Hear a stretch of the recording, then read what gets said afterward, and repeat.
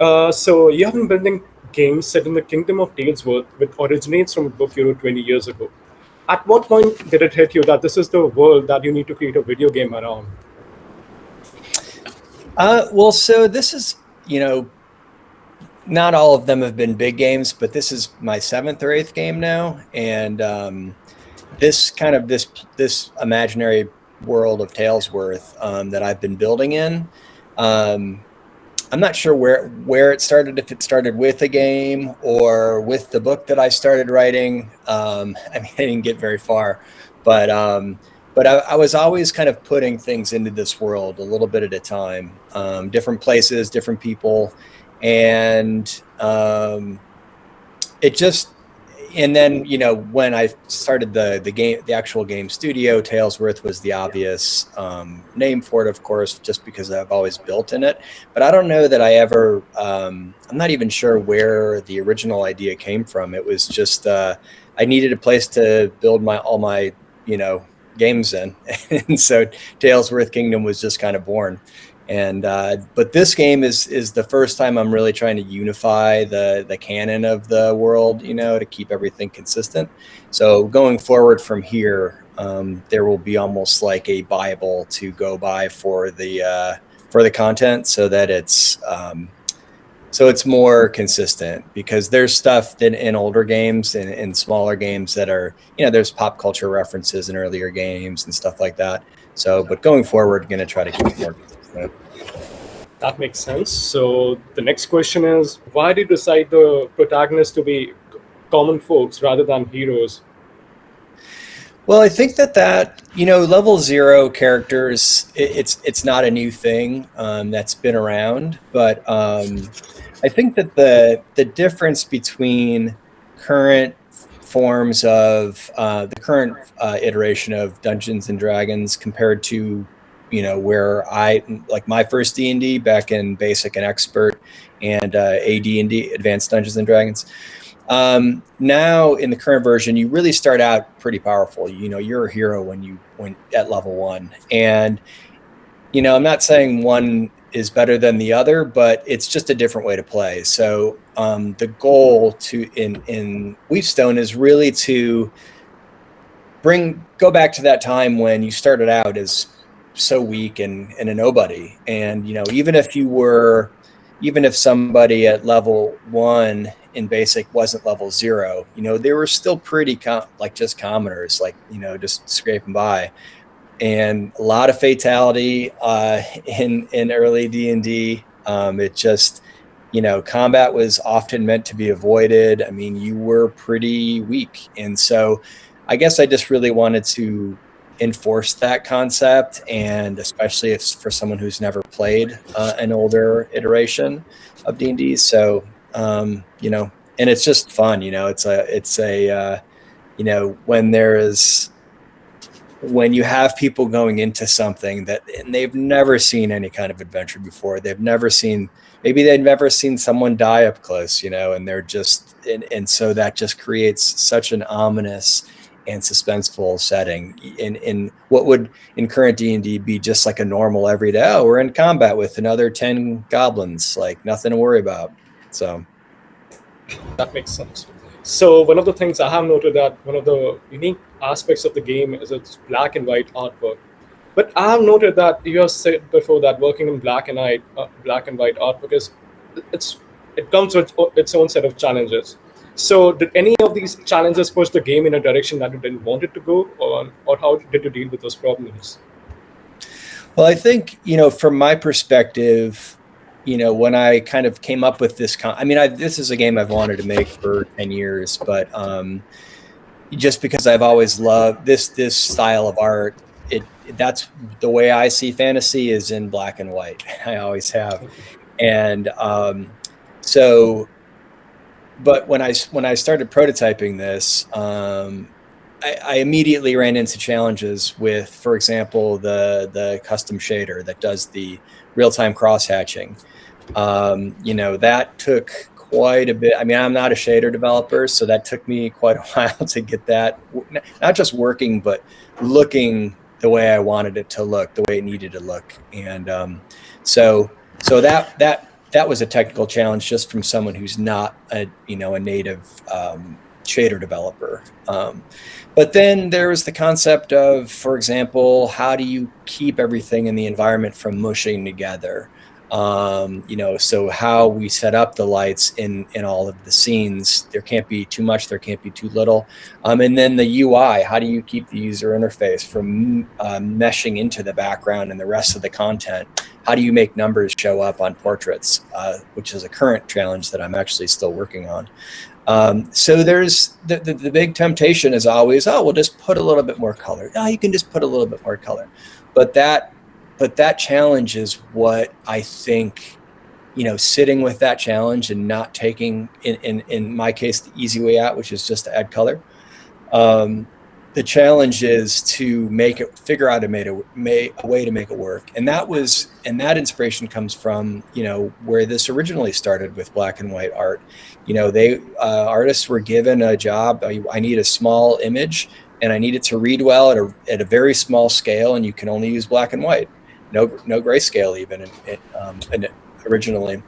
And that made it difficult. But they just had to work around it. And I think that those challenges bring about innovation. If you just kind of don't crack under the pressure and take the easy way out, just sit with it, be uncomfortable for a while. Eventually you're going to get something that feels good, that has a nice vibe to it. And in my case, feels like doing my best to make it feel like what it's like to be at a table playing an actual role-playing game with your friends. So the game features a mortal favor system where the characters who die provide unique benefits to the remaining members in the party. So my question is, what inspired the system, and how did you make sure that the death of the characters doesn't feel meaningless in any way? Mm-hmm. Yeah. So one of the challenges was how to, when you're playing basic or AD&D, people would die and there's no reload, and you just move on. You roll a new character, you recruit a new character, what you need to do. And even in D&D, when someone dies, you just resurrect them. So there's no real fear of that loss. In a video game, if I was just to go straight into, when someone dies, they're just gone. The instinct is to reload. And, I have it too, that's because that's in computer role-playing games, that's just how it's been. And so in order to kind of bring the players along, I felt like there needed to be something to help people be okay with someone dying. Almost like a way of saying, come on, it's okay. Let a character die. Just come with me. And so the mortal favor system, which is also part of the story, which you'll learn as you play. But the mortal favor system is integrated into the rules as a way of easing that friction into letting your characters die, which, I've always said, some of my best memories are losing characters in role-playing games. And it's hard for me to imagine not knowing what that would even be like to lose a character, because it's such a big part of my memory. So many memories of that happening. And so my goal is to introduce that back into the game for someone who has not had that as part of their role-playing games. And anybody that has had it I'm hoping it's done in a way where it's not too brutal. It's not supposed to be a Dark Souls game. This isn't a game where it's like, everyone's going to die and you're never going to win. It's supposed to be a game that is of a normal difficulty, but also people will die along the way. That's the best way I can explain it. Yeah, thanks. So the dice rolling aspect is very crucial to the game's code, which is very faithful to the typical D&D games. So my question is, how did you manage to implement the system in the game while still making it feel fresh and exciting? Well, so yeah, the dice rolling, of course, if I could make it so you could roll a die into the screen, I would. I mean, that rolling die, we would get joked that we would get together to play just to roll dice. I mean, and so I wanted to keep that part of the game, but still not take the player out of the game. And so, because I went through a bunch of iterations, do I bring up a little window where it shows dice rolling in a dice tower or a tray? Or do I just use some kind of, UI spinning die? But rolling the dice in the world really, it was that technique and that solution felt the most immersive. It didn't bring you out. It does, again, it adds a bunch of challenges. Now, if you think about it, there needs to be a place for the dice to roll in every encounter. And so then the challenge is, okay, these challenges need to be built to where that's not an obvious thing. You know what I mean? But that is something that we need to consider whenever we're building an encounter. But if we've done our job, then yeah, it's not obvious. It's just been integrated. I started with a dice asset that I've extended quite a bit, but the developer of that asset, Hans, and you can get, I think it's called Dice Creator on the asset store. It's awesome. And the developer of it is really great too. I've gotten to know him a little bit on Discord, and just with some things I had some questions about and extending it a little bit farther and stuff like that. But it's been quite a bit of work on top of all of Hans's great work. I've added quite a bit to just to make it work with Weepstone. So the demo has given players a glimpse of what's to come, but is there something that's hidden in the full game that players still don't know about? Something like features, mechanics, or any of the system that the demo hasn't touched upon yet? If you can tell us. Yeah, so the demo does not have, well, some obvious stuff. You can't save, you can't load. There is controller support. So talking about what's in the current version that's not in the demo, saving, loading, controller support, key remapping, all kinds of extra options. You can change out your dice. So you will be unlocking new dice as you play by finding treasures, which is another system that's not in the game current in the demo. There's a treasure system where every dungeon that you're exploring will have a set of somewhat secret treasures, and you have to get them back to the trophy case and put them in. I mean, normally you would need to get them out of a dungeon to score them, but in the case of Weepstone, I just have a trophy case, which is inspired by Zork, the classic text adventure you probably are too young to know about. But and then treasure actually accounts for quite a bit of your XP. I've seen a lot of questions, people saying, well, I only got this much XP in the demo. How am I ever going to reach level 1? Well, the reason, or any other, and level 2, level 3, the reason is because the treasures aren't in there isn't treasures to find in the demo, and loot is where you're going to get most of your XP from.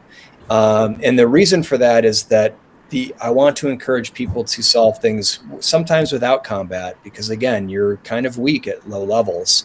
If you can get the treasure, if you can get into that chest without causing the fight to happen over here, then hey, it's just like you solved that encounter. And so the treasure system is not in the demo. Leveling up is not in the demo. It is in the current version. There is spells, like a spell book to learn, and new spells to add to your spell book, to memorize spells, and then when you cast them, you forget them. You have to rest to rememorize them. And there is an overland map that you can travel along. I mean, it's not like there won't be, as of now, there won't be encounters on this. It's more for, just telling the story and moving people around. You can go back to town, where there is people to talk to, and you can spend your hard-earned gold.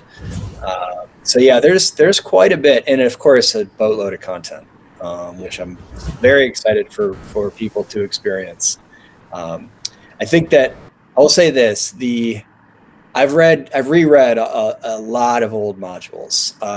All my favorites I've pulled out and reread just for inspiration and really to try to dig into what made those so great. In my memory, they were the best. Some of the best times ever were in these particular modules. And what I realized was they're great stories, and I love all the art, I love the maps, but it was the stories that we told. It was the funny things that we, just like it is nowadays, but it was the things we did in those adventures. It was the funny experiences we had. It was the suspenseful, the near death, the secrets that we figured out. I mean, it just all of the things that came to life when there was people playing it. Those are the things that I'm trying to bring to Weepstone. And I think in the demo, without spoiling it, there's a few places where players were able to get a sense of that. The fun, just some of the stuff that you can do and the interactions with the game master, since of course Dungeon Master is trademarked. And as so I'm excited for people to experience all those fun, dumb things that we're writing into the content. And then, just to hear the reactions. I mean, being in a convention, that's the best thing about that for me is I get to watch people play, and just see them react to the different things that was built in. So That sounds lovely. So moving on, so what's the one thing about the Secret of Weepstone that you feel is not getting enough attention? Something you feel that fans should be talking about more? I wish I had a good answer for that question, but I don't. When it comes to the demo, I'll say this, there is an Easter egg that I felt like it was not that hard to find, but I've only seen it mentioned one time. But not in like a big setting. Somebody did mention it to me. So that, but I think the spirit of your question is, anything that was built that, I wish was appreciated more or something. But I have heard, I mean, it's the fuel for me, but I've heard people say things like, when you're first going into starting the game and it's zooming in on the module and it opens up and it flips real quick to one of the pages, and then it goes into that image, and then that image comes to life and you walk into the keep. All of those pages are legit. It flips so fast you could never read it. Of course, it's so quick. But if you did pause it, you could read it, and it is legitimate text. There's a random monster table that has a funny, just dumb joke in it, and so I've had exactly as many people see that as I thought would see it. Only a handful of people have mentioned it, but they were like, "That's great, I love that." So. Those little hidden things, here's my favorite thing to hear from someone who plays it is the developer didn't have to do that, but he did. Anything that kind of extra little fun stuff to be added to the game, that's what I love when I'm playing a game. And, so when people pick up on those things, that I'm like, yes, thank you for noticing that. That feels pretty good. But generally speaking, the stuff that's very common, that's pretty obvious has been noted and is coming through. And then the stuff that I knew was going to be obscure is getting picked up just enough, just where it's like, okay, enough people have seen that to be rewarding. So my last question, so even beyond the Secret of Weepstone, where do you see the Talesworth Game Studio going, like in the future? Is there more of this kingdom that's left to explore, or are there any other games that you are interested in? I mean, so I have kind of done, there's been a lot of games I wanted to make. Like my last game is an idle game. It's called World of Talesworth on Steam. I love that game. I love all the games that I have made. And, I made an idle game. I started in Flash. So, I made just like several puzzle games. And I don't want to say I've got it out of my system. I certainly haven't. But this is the game that I've been working towards. This is the first time I've actually been, okay, this is my ride or die. You know, all my other games were made in my free time for fun, as just a hobby developer. So I would say that from here, if it goes well, then I would love to just keep creating in this world. I mean, I want to make another Weepstone, of course. It just, you know, obviously we won't know that until I see how it's received. But you know, so far it's been the reaction has been very good, and I'm so happy that there's an appetite for a game like this. I didn't know, you know, I was like, one of my big inspirations was Return to the Oberdin, and it just not just because it's such a great game, and not just because, of course, it's, you know, monochrome, just like you know, it's like low color count, of course, just like Weepstone, but really because when Lucas Pope made that game, I don't think he worried. I don't think he was like, I need to make a big commercial game. Like, he just makes great games, and I don't know him, so I don't know if he was stressing about this at all. But you know, I was thinking to myself, well, I'm taking a risk with this black and white game. If this is kind of, it could be a polarizing decision to do this, but I'm just going to lean all in on it, and if it doesn't work, then I guess I'll make something else. And so I'm just happy to know that there is an appetite for it. And if I can keep making these games for a long time, I will. I'd love to make a sequel to this. I'd love to bring to life some of the original D&D modules in this engine. Some of my favorites. Like, I could imagine, you know, the Caves of Chaos, or Palace of the Silver Princess, or the Against the Giants, like any of those in this engine, and then reliving these old classic modules, just to kind of, if you haven't played them for a long time, and then just, you know, again, having fun to bring them to life by adding in fun, stupid things that we would have done when we played them originally. So yeah, that makes total sense. And that'll be all, Sean. Thank you for joining us today. We really hope the game does really well upon its release. Thank you for taking your time out today.